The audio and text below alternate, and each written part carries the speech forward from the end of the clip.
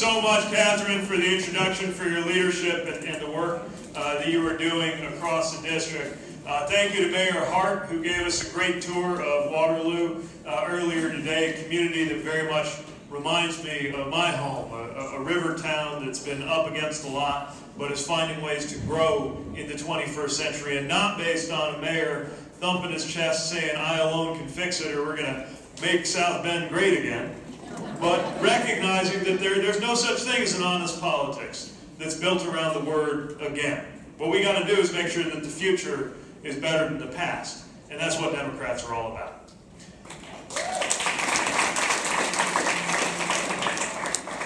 I want to thank Vicki Brown and all of the county chairs who are here, unsung heroes of the Democratic Party, because even though you're seeing a parade of people coming through, including me, who are here to talk about the presidential election, we also need to learn the lesson as Democrats that we cannot treat the presidency like it's the only office that matters. We know what's at stake in every one of these offices, local, state, and federal, and I know that everybody here is ready to deliver good results on the road ahead, and I'm ready to do my part to help. I know you've seen a lot of speakers and been through a lot this evening, so I will try to use the time the best that I can to explain what I'm up to, where I come from, and why this is so important. My name again is Pete Buttigieg. Where I come from, they just call me Mayor Pete for the most part. And I'm running for president because I'm convinced that the moment we live in, the decisions we make in the next 3 or 4 years, are going to decide what all of American life looks like for the next 30 or 40. That the seriousness of the moment we're living in right now is such that even now, we're probably underreacting. And when we're at the beginning of the dawn of an entirely new era, we've got to get in touch with our deepest values.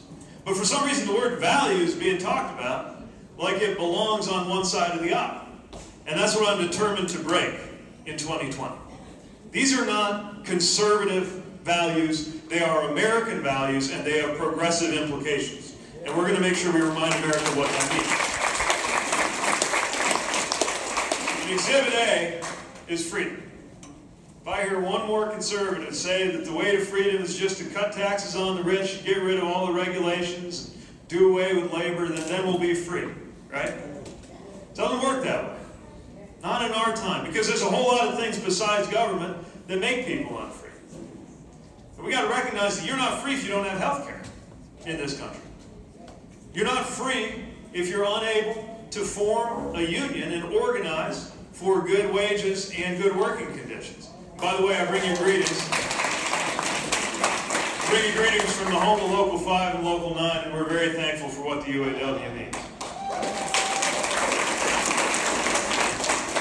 The ability to organize is part of the basis for freedom. You know what else is part of how we get freedom? It's through the benefits of education, which is why it's time for a Secretary of Education who believes in public education.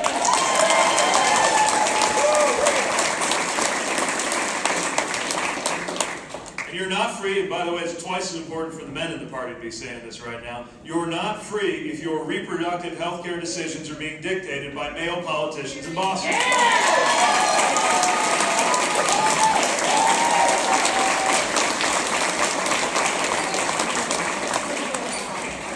Nor, in my view, are you free if your county clerk gets to tell you who you ought to marry based on their view of their religion. You should be able to decide that for yourself. So we're going to break the idea that freedom is a conservative value. It's an American value. And we're also going to talk about security. There's a lot of veterans. How many veterans are in the house right now? Look at that. Thank you for serving. You know, when I stepped off the plane that took me to Afghanistan, I'm pretty sure that the flag on my shoulder was not a Republican flag. It was an American flag, and it symbolized a country where you can be outspoken and outspokenly critical of your president, if that's where your conscience leads you, without anybody questioning your loyalty to the republic for which it stands. You want to talk about national security? Let's talk about national security. There's some things in national security right now that aren't going to be fixed by putting up a wall from coast to coast. How about election security? How about cybersecurity? How about security in the face of white nationalist violence that we got to name and defeat because it's claiming lives in this country? How about treating climate disruption like the security issue that it is? So don't let them tell you that national security belongs to one side of the aisle. Freedom is not property of the Republican Party. National security doesn't belong to the party. And yes, thank you, Rob, saying God does not belong to a political party.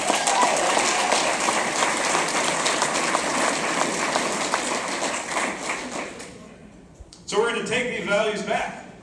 We're going to remind everybody where these values lead you when you take them seriously. But in order to get any of it done, we've got to fix our democracy. Democracy is going to be job number one, because how else can you explain most Americans wanting certain things to get done, like a higher minimum wage, and common sense things like universal background checks, and comprehensive immigration reform, stuff that there's bipartisan agreement among the American people that we ought to do, but you can't seem to get that result out of Washington. What that tells you is that our democracy is broken. It's broken when dollars can outvote people. It's broken when districts can be drawn so that politicians are choosing their voters rather than the other way around.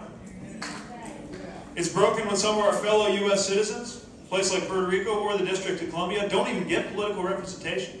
We shouldn't have to live over there to be worried about that, because that makes all of us worse off in the decisions that are being made. So we are going to restore our democracy, and I'm going to go so far as to make the case, call me simple-headed, but I'm going to make the case that in the world's greatest democracy, we just might start picking our nation's leader by just counting up all the votes and giving it to the person who got the votes.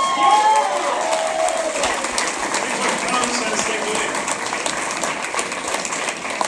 Now, if we had more time, I'd walk you through all of the plans that we've put forward. I'll tell you about a couple I'm especially proud of. One is a call to service for the American people. Part of how we're going to repair our democracy is give more Americans more common shared experiences. Like I had in the military, only I think you shouldn't have to go to war to get that experience of working with people different from you.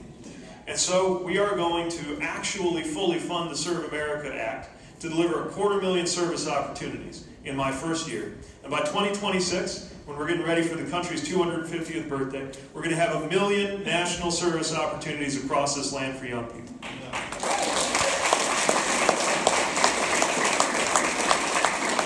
We're also putting forward a Douglas plan to make sure that racial inequality is finally tackled in our country. All of us are worse off when black Americans feel like they're living in a different country. And if we could have a Marshall Plan to rebuild Europe after World War II, we can have a Douglas Plan to lift up our fellow Americans right here at home.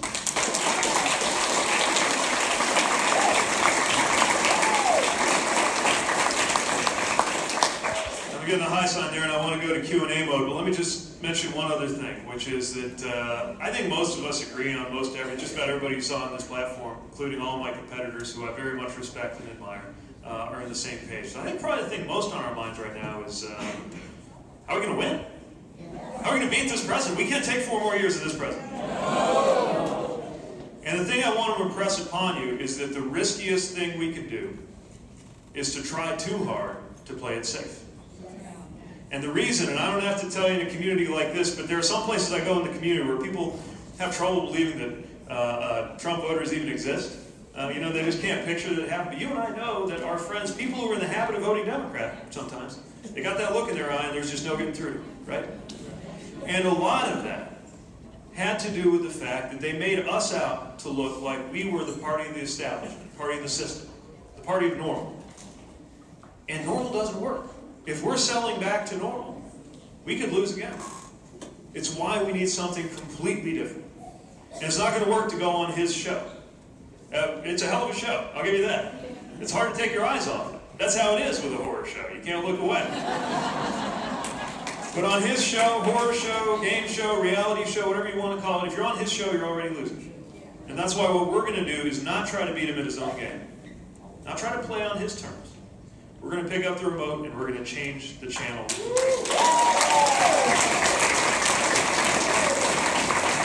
So, again, I want to make sure I'm not talking at you the whole time. We've got a bunch of questions I was handing on the way up. Why are so many rural and working class voters drawn to the Republican Party, how do you propose to change that? Great question. Who's our questioner there? You here? All right, thanks for that. So this is what I'm getting at when I talk about how they made us look like the party of the system. And you know, the reality is, and we know in communities like this, like Waterloo and like where I live, that Democratic and Republican administrations have let us down. Got so focused on protecting jobs, forgot about protecting workers. And next thing you know, we're protecting the jobs either, at least not in a way that resonated where we come from. Now's our chance to break all of that, to change all of that. And it's why we need values-driven, but also results-led policy. The other thing that I think would help is Americans have this way of always wanting the opposite of what they've just had in the White House. It's how you get Reagan after Carter. It's how you get Obama after Bush. And I would argue, it doesn't get any more opposite from the current president than I like it. All right. We've all watched McConnell and others take over our federal courts, from stealing a seat from Obama and spending decades filling our circuit courts with underqualified partisan judges, ruining the legitimacy of our courts. Do you support expanding the courts? What a great question from Julia. Julia here? All right, Julia wants to take one of the auction items. So this is really important. And I'm not talking about this casually or carelessly, but we do need to consider Supreme Court reform, because the court is on its way toward being seen as a nakedly political institution. So I propose having a commission, the moment I take office, on reform. By the way, we've done this more than half a dozen times in the history of this country, and we ought to be willing to do it right now. One way you can do it is to have more court members, but also have some of them be chosen not through a political process, but by unanimous agreement of the others. That's how you get more of the justices who think for themselves. Some people are talking about term limits. Some people think the way to do it is to just rotate people from the appeals court onto the Supreme Court and back. Whatever it takes, so that when we have a vacancy, you don't have this apocalyptic firefight between the parties. We've got to be ready to entertain structural reform to fix the courts. I got more on that, but they're showing me the 60-second sign. So, do you have specific recommendations for environmental reforms that would work well in rural states like Iowa? Questions for Bennett. Is Bennett here? All right. Glad you asked that, because I think so much of the solution is going to come from this part of the country. And we can't make rural America feel like they're the problem and we're beating them over the head with this, or we shouldn't be surprised when they're resisting, even though, as we know, as we see just in the fields, who has more to lose right now from climate change than rural America? And river cities. My town too, I had to fire up the Emergency Operations Center in our city twice. First time was for a 1,000-year flood, other time was a 500-year flood, and they happened 18 months apart. So either I got some ridiculous luck and I ought to get over to the casino and see if those odds will follow me in there, or something's changing around us, and I think we all know that. So what can we do? Well, in addition to things like a carbon price and dividend policy and renewable energy policies, I also think through soil management, we could actually have one of the biggest sources of carbon reduction come from rural America. But we got to actually invest in the research to do it, and that's why I propose we quadruple federal R&D on things like soil management, carbon storage, renewable energy, and energy storage.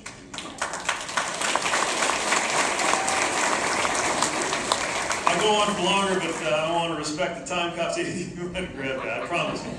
I'm done, except to say that I thank you for having us here, and I thank you for what you're doing, because when you stand up, a lot of people who think they're the only Democrat in their town go to coffee after church and think they're all alone. They realize that they're not. Nowhere is it written that any part of the country, least of all our heartland, has to be conservative, has to be Republican. Nowhere is it written that any state or county has to be red forever. We can change that. I know you're committed to changing that, and I'm committed to doing it with you. So thank you, and I'll see you on the track.